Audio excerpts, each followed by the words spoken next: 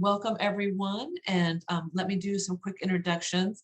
I'm going to introduce Dylan Tucker, who is with NASEO, and he is a project manager on the CORWest team, and also I'll let him do a little bit more of introduction when he starts. And we also have today Mike Squires. And Mike and I have known each other for a few years. He is in Utah, and he can also do a further information, but he's with UAMPS. And so I'll talk about that in 1 second. I'm going to share my screen now and get us kicked off. Sorry, I'm a bit clunky. I'm not working from my usual desk. So there we go. All right. So here we are. Demand charge, charges in the West. Thank you all for being here. We're going to talk a little bit about the project for those of you who are possibly not part of the project or new to the project. And that'll give you an idea of the work that we're doing and the work that we've accomplished. So again, I want to thank Dylan Tucker for all of the great work that he's done and the work that he put together with the Western Integrated Energy Board, Utah Clean Cities, and NASEO, and of course this team. And so we're really excited to have this demand charge and electric vehicle charging assessment. It was released in October, and it's great to take a deeper dive. And so I'll talk a little bit about CORWest. Dylan Tucker will talk about the project itself. And then we have Mike Squires, who's with the Utah Associated Municipal Power Systems, UAMPS. And they serve, gosh, I think, how many states are you in, Mike? You're in 8 states? We're now in 7. 7 states, okay. Yeah. Seems like, well, oh, so pretty close, but 7 states. So, and Mike can talk to you a little bit more about his work in a rural utility that works in 7 states. It's very interesting to us because a lot of this project focuses on rural infrastructure deployment. And certainly we looked at rural demand charges, et cetera. So it's very pertinent to have Mike join us today. So thank you, Mike. Just real quickly, just housekeeping. We'll do question and answers at the end, but Kelly Barrett will be fielding those. That's why you see her there. Thank you, Kelly. So you can chat your questions to her or to the group, and we'll answer them as we go along. If they're timely, we can pause. If it's something that, like, I need to know this right now before I can go forward, please let Kelly know. We can pause and answer your question as best we can. Otherwise, we will hold a full question and answer period at the end. So again, this is just our project that started several years ago, back about, gosh, I guess 2015, 2016. There was a memorandum of understanding between 8 Western states. And you can see that from Arizona to Wyoming. And there was an effort to make a regional electric plan for the West. And it was called RevWest, and it was signed by all of our governors. And then 2 years ago, we updated that with our governors. So the MOU is present and accounted for, and we're excited to be working with 8 states. This is also a fantastic partnership. We've ended up with about 75 stakeholders and partners working on this project, but we have our state partners from our 8 states, which is really exciting to see such a great collaboration with our state energy offices, our DOTs, our Clean Cities programs, and in some cases, our Department of Air Qualities. So again, this is really exciting to be looking at building out alternative fuel corridors that pair very nicely with our other alternative fuels that are along these corridors. This has been an exciting initiative. And again, I think it's exciting that we're a bit ahead of all this new funding that's coming our way. So we have some incredible opportunities. Again, this is a regional connectivity project, and the entire Intermountain West benefits from this project. We're here to support the RevWest initiative with the governors and the Federal Highway Administration. We're certainly here to demonstrate best practice modeling and corridor collaboratives, which we're at the end of year 2 of a 3-year project. And I think we've accomplished some really amazing collaboration on this project. So thank you to the team, and thank you to all of those who have participated. Again, we're here to connect EV corridors, and we're really focusing on how we do that through education. We're using the AFDC tools, looking at how we adopt, expand, and convert our fleets, working forward, with our communities, and how to encourage stakeholders to adopt electric vehicles. That's the stakeholder engagement piece. And we really have focused on a public and private partnership. So we're working with our private partners, but also we're working with municipalities, our city governments, our state governments, our county governments. So that's been a great opportunity across the board to work more closely with our state leadership in all of our states and even across the board. Again, this is a regional connectivity project. So one of the things that this project has really succeeded in is working with rural infrastructure development. We focused on gateway communities that are near national parks, monuments, state parks, etc. And that's been really successful. And gateway communities have been really excited to join in, and they know that if we provide it, then the visitors will come. And so there's a bigger piece that is happening. Not only are we working with inviting tourism and travelers to use EV infrastructure across the Intermountain West, but we're also seeing that our communities are saying, hey, we're going to add electric vehicles to our city fleet. We're going to encourage an EV van pool to bring employees into the park.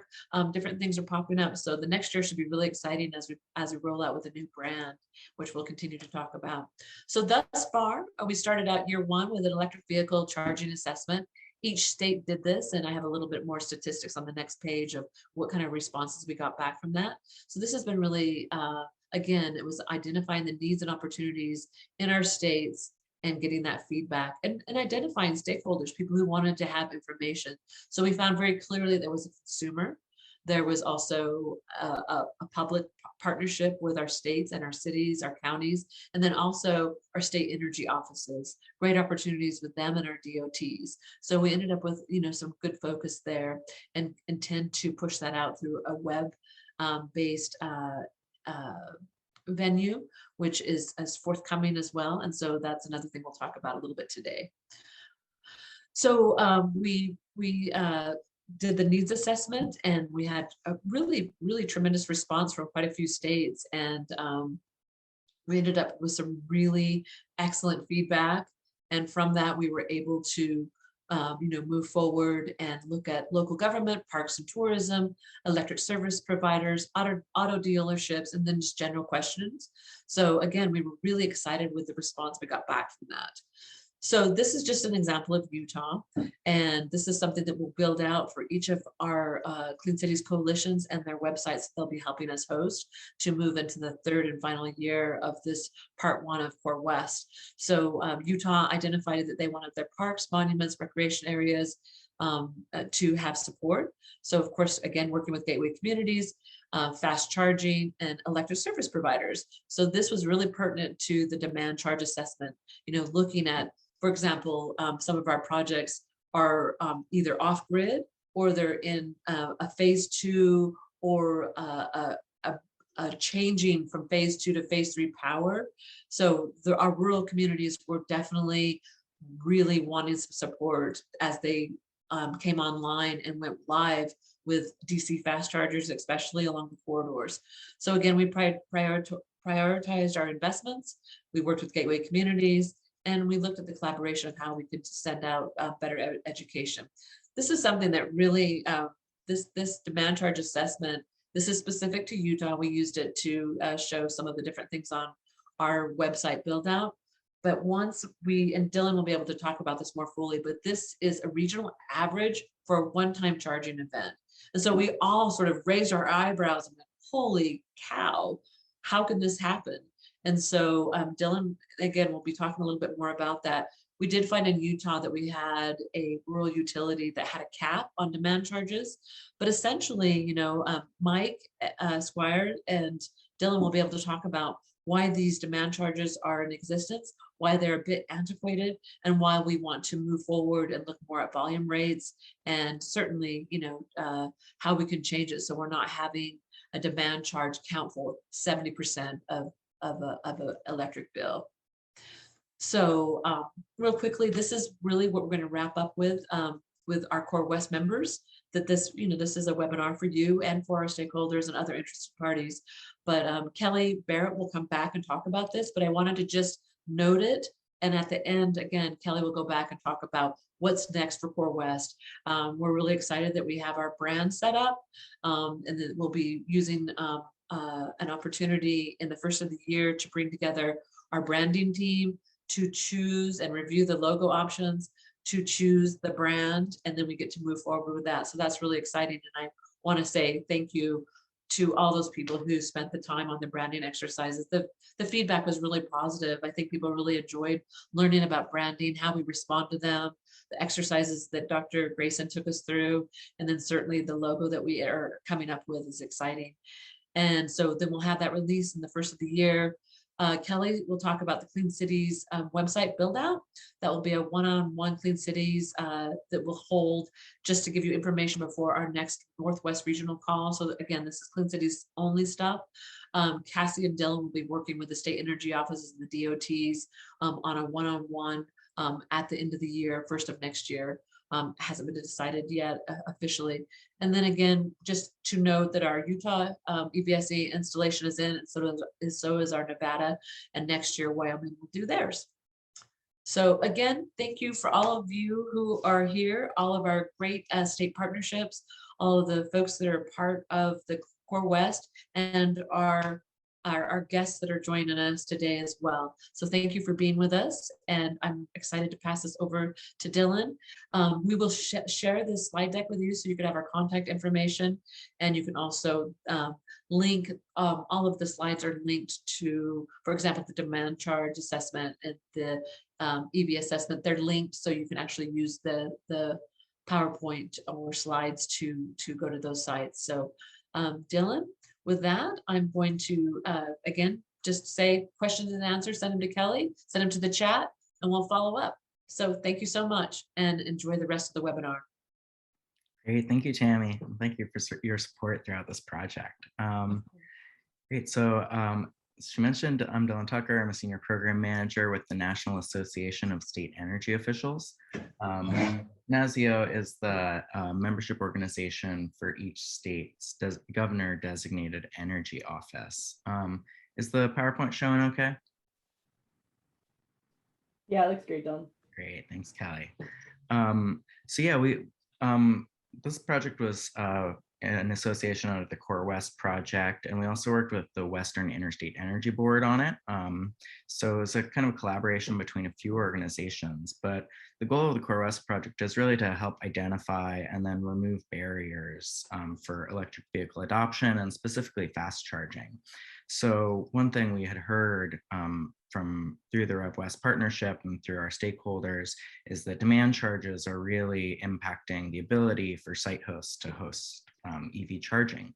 So we want to take this opportunity to really look exactly at what electric bills are like for site hosts in the region. So that's really the background on why we got the demand charge assessment going. Just for kind of what I'll cover today, I'll kind of breeze through the background on RevWest and CORWest, as Tammy covered that. Then I'll cover some key points about electric vehicle charging that are going to come into play in the assessment. Then I'll talk about the methodology we use to come up with our sample site host electric bills.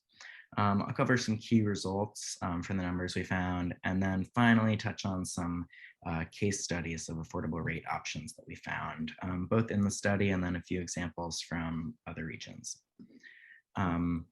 So I will breeze through this section, but again, the CORWest project has been a partnership between 8 states, their energy offices, their DOTs, and the Clean Cities Coalition. So it's really been a great opportunity to bring those stakeholders together.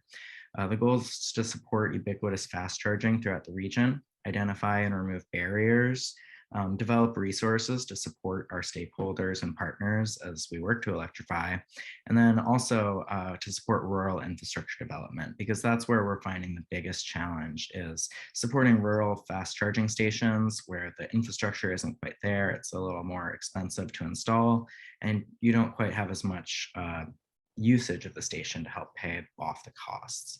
So so that's some background on the project and kind of why we got this going.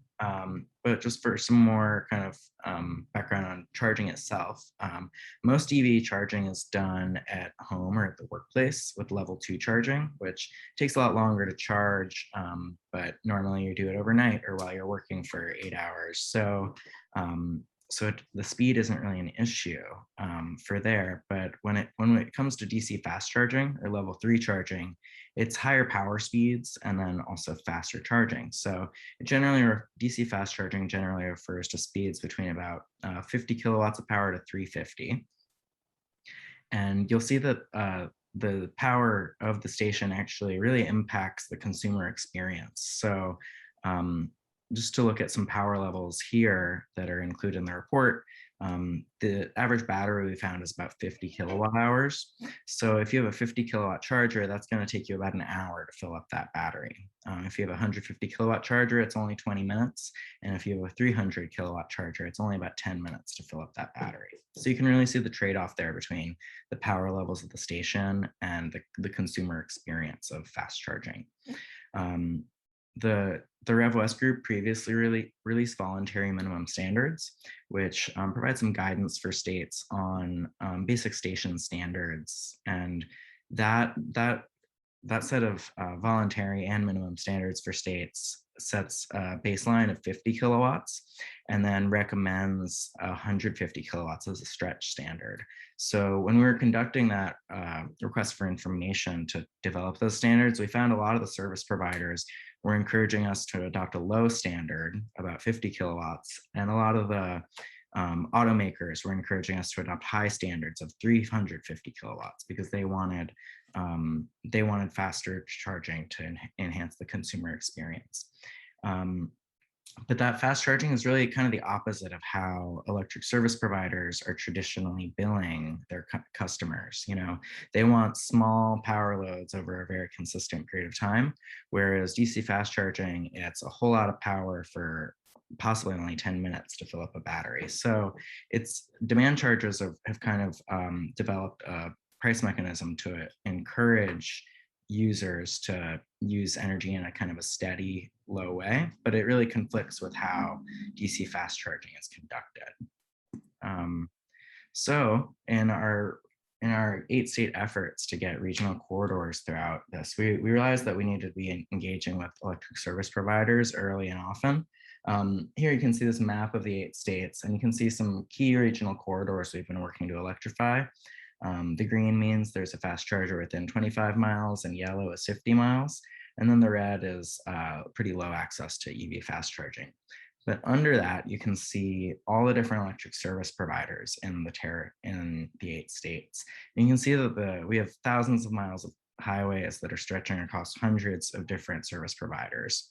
So we really are encountering this issue where as you build out regional networks, you need some type of coordination or kind of price certainty for site hosts in order to make it an enticing thing for them to actually build out this infrastructure. We've had sites in the RevWest territory that have installed fast charging sites and then have had to basically offer level 2 speed of charging because they can't afford the demand charges and can't let the infrastructure actually operate as fast charging the way it was meant to. So that's kind of covers some of the challenges of why we did this demand charge, a little bit of the information about what we were hoping to get to. So now we'll move on to the methodology. How we did this. We worked with Idaho National Lab, who's done some testing around EV batteries and charging equipment to kind of develop a model charging event. So for the assumptions of this report, we're going to assume the average battery is about 50 kilowatt hours. This is expected to rise pretty drastically in the future. It's pretty weighted currently by the Nissan Leaf, which has a relatively small battery, and as more and more longer range electric vehicles get on the road, these batteries are going to get bigger and the charging requirements are going to go up for them. So for this model, we're assuming a 27 kilowatt hours per charge, because most batteries don't get filled from 0 to 100 as people charge them. They tend to kind of top off until they can get home and charge about less than half of their battery. So per charge, we're assuming 27 kilowatt hours. This is actually probably high for what we're seeing today, but moving forward into the future, it will be a pretty low estimate. We're also assuming on-peak hours throughout because it is commercial charging and not at-home charging overnight. So now that we kind of had a standard charging event, we developed 9 different scenarios that we were going to apply those charging events to. So we varied over 3 different station use scenarios and 3 different power scenarios. So the power ranges from 50 kilowatts as a low, 150 kilowatts for medium, and then essentially charging 250 kilowatt chargers at once for 300 kilowatts. So those are the 3 power scenarios. And then there's 3 different usage scenarios. The low use is about 1 charge a week, which is pretty typical for what we're seeing in some of the rural areas right now. Medium use is about 10 charges a week, 40 a month.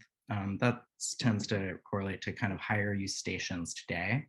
And then our high use scenario is 400 charges a month. It's 100 a week, and really kind of more of a forecast for a highly electric future rather than what we're seeing in stations today.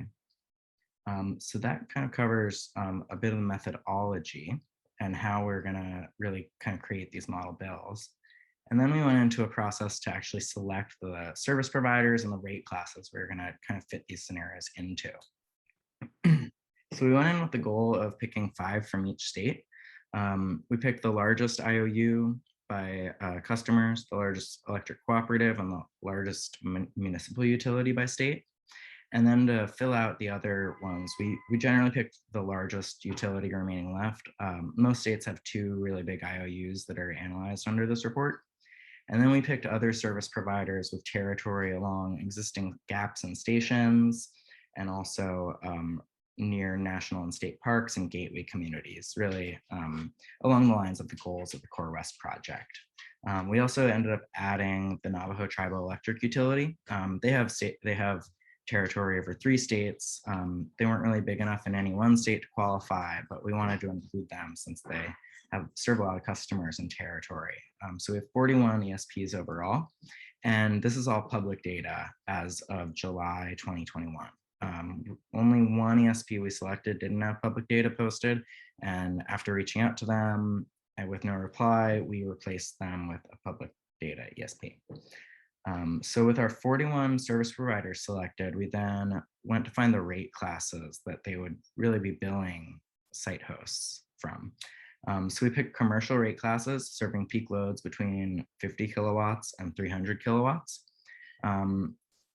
And we really found that a lot of ESPs have had multiple rate classes that applied under the scenarios we were looking at. So we ended up having to account for 73 total rate classes across the study. So that covers the key methodology, how we kind of developed the scenarios we analyzed and also selected the rate classes that got covered. So I want to move on to some key results now. So up top, you can see the average cost per charge across the 9 scenarios I mentioned. And then on the right, the cost per kilowatt hour. And especially in our low use scenario, which is pretty similar to what we're seeing today, you see some really high numbers, approaching $800 per charge in the high power scenario, almost $30 a kilowatt hour. Just for some points of comparison, EIA data for the same 8 states shows the average cost of electricity to be 9 cents a kilowatt hour. So we really never even approach those until the high use scenarios all the way on the right-hand side of the table at the top. It's hard with all the different scenarios impacting the prices so much, it's hard to really provide an average cost. But in the middle here, you can see our sample bill for that middle scenario, the medium power, medium use scenario. So right off the bat, the average user fee was $92 for a station host, just the monthly administrative cost of having an account. And then we found on average, the average demand charge was just under $10 per kilowatt. So for our 150 kilowatt power level, we have a monthly demand charge of just under $1,500. And then the actual kilowatt hour charges in this scenario are about $71. So the monthly bill for this scenario would have been $1,600, and the vast majority of that is coming directly from demand charges. So that covers some of the key results for the overall numbers.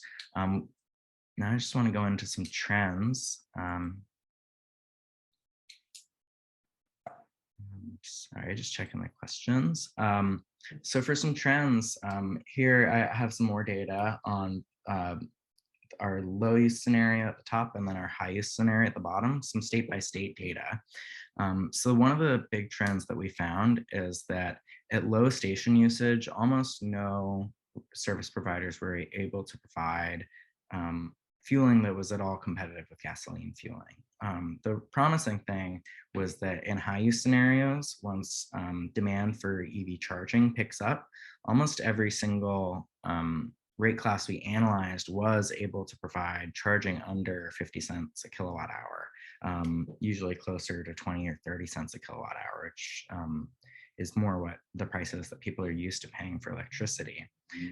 So while this is definitely a short-term problem and is really creating a lot of upfront cost barriers to hosting DC fast charging, as we see demand for this charging pick up over time and the kilowatt hour usage more balances out with other commercial users, we see that per charge they're able to charge pretty cost-effective rates. For some state-by-state analysis, Nevada had the lowest costs almost across the board, followed by Arizona. Those are both pretty heavily impacted by large IOUs in those states that have favorable charging rates. We'll dive into that in the case studies. And then we found that Colorado and New Mexico tended to have the highest charging costs across the board. In terms of the types of utility, cooperatives seem to have the highest costs on average. And then municipal utilities were the lowest costs with low station usage, but as that demand picked up and there was more volume, IOUs tended to be the cheapest form of service provider. So that covers some of the key big results. Now, I want to just dive in to some trends we found that really enhanced uncertainty for station hosts. You know, across, if you're trying to develop a regional network, you have to cover probably several service territories. And so you have to really figure out who you're being billed by, the rate classes. And then beyond that, even at individual locations, there's a few different sources of uncertainty we found. First of all was time of use rates with on-peak and off-peak pricing, causing rates to vary by the hour. Then a lot of ESPS had seasonal rates, so prices are also changing by the time of year as well as the time of day. Finally, we found that a lot of service providers had jumps in their rate class within the scenarios we looked at. So under certain charging scenarios, you could there would be affordable charging, but in a higher power scenario, become really cost burdensome. So that's actually what the figure on the right here is showing. It's a service provider from Nevada. And with the dotted lines on bottom, you see our low power scenario. The solid lines in the middle are our medium power scenario, and the dashed lines are the high power scenario. And you can see the service provider provides really affordable charging in low power scenario, well below the average for the study, which is over 100 in the with low station usage. But then as you jump up to our medium power scenario, it jumps up to a higher rate class. All of a sudden there's much higher user fees and much higher demand charges. And this service provider, instead of having really low price charging, it jumps up to about 25% higher than our study-wide average. So I just wanted to highlight some of the sources of uncertainty we found just for station hosts. And now that we've covered that, I wanted to hone in on a couple examples we found of really affordable bills. So first of all, NV Energy, the biggest IOU in Nevada, about 3 years ago, they passed a temporary demand charge rate reduction. So it's essentially a 10-year program where year one, they eliminated their demand charge entirely for EV charging. And then every year, they're going to bring back 10% of that original demand charge until it's back to where it was a few years from now. So the NV Energy data within this study is in year 2 of that. So it's at 20% of what it used to be. So NV Energy performed really well because of that lower demand charge and really contributed to the low prices overall in Nevada we saw. Moon Lake, a co-op in Utah that Tammy had highlighted earlier, they actually have a demand charge limiter of 7 cents a kilowatt hour. So any demand charge from them is capped at that rate. So the table right below actually shows in bold is the study-wide average, and then below that is 2 different examples from Moon Lake. The top one is their standard rate schedule, and then the one on bottom incorporates this demand charge limiter. So you can see it really helps level out prices across our scenarios. And where they in the low use scenario where it could be almost over $500 a charge, approaching $1,000 per charge in the high power scenario, you see prices as low as $17 a charge. So it makes it much more affordable to be a site host. Another trend you can kind of see in this table is the fact that per kilowatt hour fees for low station usage really pay off and provide affordable charging. But once station usage picks up, the standard demand charge structures actually tend to perform a little better. So you can see that in the low power, high use scenario here. You'll see that the standard rate fee from Moon Lake actually performs a little bit better than their demand charge limited rates. Just 2 other quick examples I wanted to highlight of utilities that don't actually apply a demand charge to any of the scenarios we looked at. Tucson Electric Power in Arizona doesn't have demand charges kick in until a consumer hits 24,000 kilowatt hours a month. And none of our scenarios hit that. So essentially for this study, they didn't have demand charges. And then Colorado Springs Municipal Utility also is only user fees and kilowatt hour fees. So they performed well across scenarios with no demand charge. So that covers the case studies from within the paper. I also just wanted to flag a couple other examples we found while doing some background research from Florida and California. And they really kind of represent opposite approaches that kind of shows there's a lot of ways to solve this problem. Florida and Power Light worked with their Public Utilities Commission on electric vehicle fast charging rates. And they ended up basically allowing FPL to institute a rate that would be equivalent with the cost of gasoline. So through a study, they found that that would equate to about 31 cents per kilowatt hour. And that's based on gas prices of $2.34 a gallon. So essentially they're allowing them to charge about triple what you would normally charge for kilowatt hours as an electric utility, but it covers those upfront demand charge costs as we saw. And then California is kind of taking the opposite approach with sort of demand charge based subscriptions. So Pacific Gas and Electric and San Diego Gas and Electric both have subscription options for EV charging hosts. And essentially you subscribe to a kilowatt level that you want to charge at, and then you just pay for that subscription over the month. So it's so they get an idea of how much you'll be demanding, but it's more geared towards fleet owners that will really have kind of consistent and regular charging profiles rather than more gas stations. So that covers the case studies. Thanks again for listening. I'm happy to take any questions that might happen now, or I can pass things over to Mike and he can talk about some of his experience before we dive into the Q&A. So thank you. It looks like we just had one question about what rate schedule was used for Rocky Mountain Power. I'd have to go into the data to exactly find that. They did not quite have an EV specific rate when we were doing this report. There were several utilities that had filed for EV specific charging rates that hadn't actually been approved by their service commissions yet. So it could be that since this study, they have instituted EV specific rates, but for Rocky Mountain Power, I'd have to check exactly, but it was one of their commercial rates. Okay, we just got another question. It'd be great to know if this used Schedule 6 or Schedule 6A. Can I contact you for more information?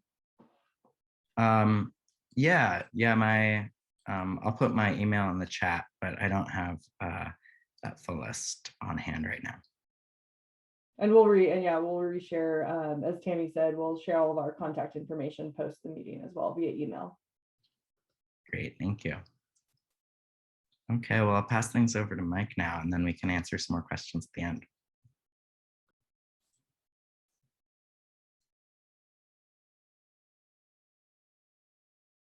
And Mike, I think you're still on mute. Hi, I'm Mike Squires. I'm the Government Affairs Director at Utah Associated Municipal Power Systems, or otherwise known as UAMPS. I was asked to talk about just sort of an update as to where we're at as an organization. And Tammy, correct me if I go, too far or not far enough. But it's an interesting time, I think, to discuss electric vehicles right now. During the pandemic, a lot of our members were just honestly focused. We had started pre-pandemic to have conversations about electric vehicles. And as time wore on during the pandemic, that interest wore off, mostly just on account of the fact that, one, there was a cost share arrangement that had been worked out through the state of Utah with the rural electric cooperatives. There had been money appropriated, and we were going to put in for a subsequent appropriation during the 2021 session, which clearly wouldn't have been a good time to do that. But since that time, since the pandemic rather, when our utility members were just interested in keeping the lights on and ensuring that they were assisting their customers as far as payment assistance and all those things that were, of course, critical for a lot of people who are out of work or underemployed. The interest in EVs has now sort of come up again. I think we've surfaced a little as far as some of the negative impacts of COVID to the electric utility industry as far as payments and so forth. And I think that's largely, in fact, in part due to the financial assistance we've seen come out of Washington. But needless to say, a lot of our members now have a greater interest in this topic. And, I think the hard thing right now is figuring out what opportunities are out there for as far as cost sharing. I think is really important, mostly because a lot of our smaller rural guys have, problems being able to really just afford an EV charger. And while they may be located close to a state or national park or federal park, or a place of interest as far as the greater RevWest network goes, they just lack, candidly speaking, the financial resources for that. So they've needed to have an option to maybe get some financial assistance. And as was mentioned at the beginning, I've been closely monitoring the BIF for the Bipartisan Infrastructure Act, as well as what might be enacted as part of the Build Back Better legislation. Those two things obviously are important from a perspective of financial assistance, just as much as the conversations we've had with UDOT recently. And Lyle McMillan's a great person. I'm sure, Tammy, you're very familiar with him and people on this call as well, and he may even be on the call. But we've had a good conversation with him, and I think that the plan that they put together as a result of, I believe it was HB 259, passed in maybe the 20 session, that put together the framework that the state could then consider to move forward on how to most effectively plan, how to strategize for the state's EV infrastructure. I think laid forward, or laid out rather, is what I was trying to say. A good plan by which our members, especially in rural communities, can try to plan to see if there's a area of priority in the state's planning that they can meet. And there's, I think, room to have additional conversations. I think right now what I'm trying to do and what our members are still concerned with is some of those funding opportunities. So in I guess a quick summary, there's growing interest now amongst our members. That interest is correlated directly to funding and grant opportunities that are out there for electric utilities. And we are starting to have more and more conversations about this.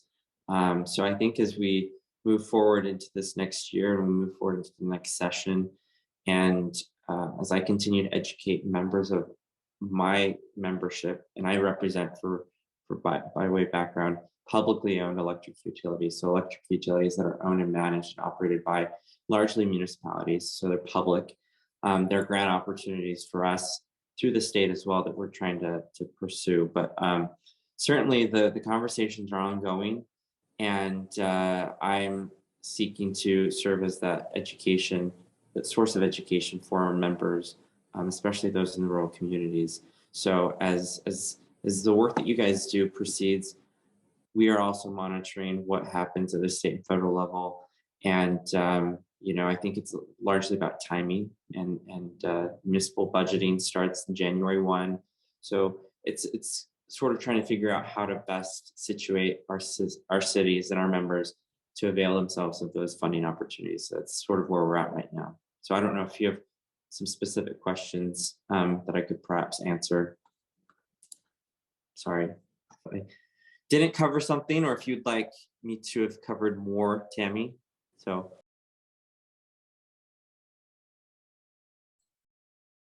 Great, thanks for that, Mike.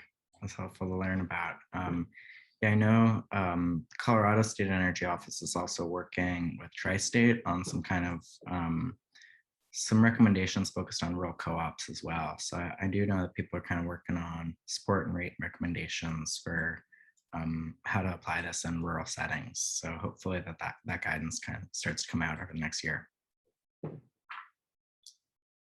And yeah, in terms of the funding, I know the CORWest team has really tried to focus on getting as much of the interstate corridors involved in the federal highways alt fuels corridor program as possible, to get them designated as electric fuel corridors. That way it opens up a lot of funding opportunities in the new Infrastructure Investment and Jobs Act.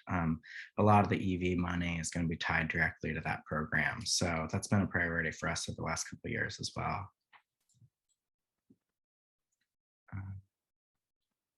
So Kelly, I'm not seeing any other questions we should get to. Yeah, I think you answered the ones. We do have a few others that we can throw, but they're not specifically for Mike. So if anybody has any questions specifically for Mike, feel free to shoot those our way. If not, we can go into those others. One thing I'll just add too, I'm on a number of boards, regional public power energy boards. So the Northwest Public Power Association, they may have some overlap state by state with RevWest, those who are party to RevWest, but by and large, I would say the industry this is something that everyone in the industry, public power space, APPA, the American Public Power Association, is very interested in as well. So just thought I'd share that this is heating up, and obviously it's a reaction to what we're seeing in Washington. So.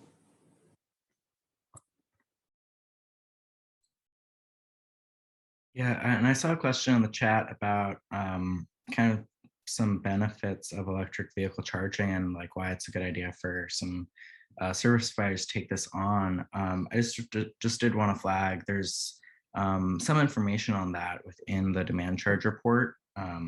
Kelly linked to the final report in the chat as well. But there have been some studies, particularly done by MJ Bradley. They've worked with individual states or service territories to kind of look at the overall system benefits and investment costs to help support electric vehicle charging in their networks. And they've generally found that the system benefits from increasing increasing sales in the territory have really helped them grow their systems and would overall reduce costs for in the long term for their ratepayers. So there's some studies linked in the report that do that. And then there's also, additional health and climate benefits of removing pollution from the road and abating greenhouse gas emissions through electric transportation. So just wanted to flag that there's some more information on that within the report.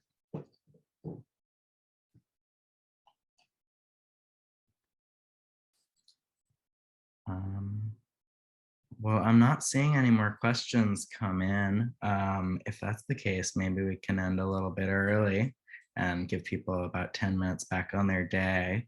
Kelly, I think you were going to cover a couple final steps before we call it a day. Yeah, let me share my screen.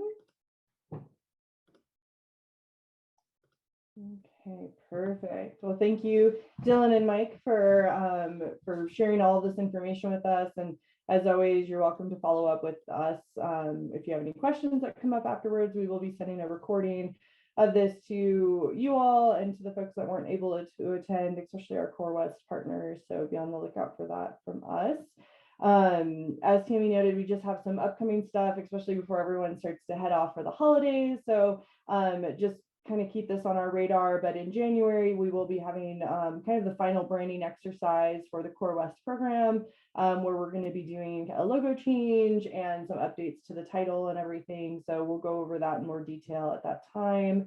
But we're going to be releasing the website, and we'll be reaching out, as our CORWest partners have seen yesterday. I did reach out to each of you to set up a time to talk with you and your coalitions and your groups to talk about the webpage. And we're getting a draft version of our site on it done so that we can give you kind of a mock-up of what it will look like, and then set the expectations of what we'll need from you as our partners to update those websites. We do want to have an overview next week before the holidays with each of you. So as was stated in the email that I sent out yesterday, we do have 2 time frames. There'll be short meetings for everybody, but they will be just 30-minute primers to go over those expectations of what we'll need for the website. So there's a doodle poll on that email. If you didn't see that email, please reach out to me directly and I'm happy to send you that information. But we'll just want you to attend either the 11 o'clock or the 1:30. And if you can't attend either, we will be recording and we'll send out and reach out to you directly. Just let me know. It makes it easiest for us to be able to follow up with folks. And then we do have just some major installation information coming up in Utah, Nevada, and Wyoming as well. So lots of great work heading into 2022, and just wanted to give you all an update before the holidays.